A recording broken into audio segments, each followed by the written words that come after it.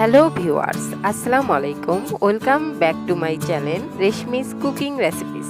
আজকে আমি দেখাবো কিভাবে বাড়িতে মাছ ভাজি করতে হয়।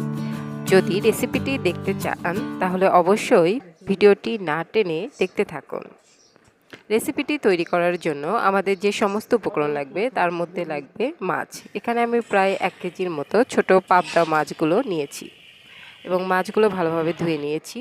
তারপর মাছগুলোতে পরিমাণ মতো লবণ, হলুদ, মরিচের গুঁড়া এবং সয়াবিন তেল দিয়ে ভালোভাবে মেখে সয়াবিন তেলে ভালোভাবে ভেজে নেব।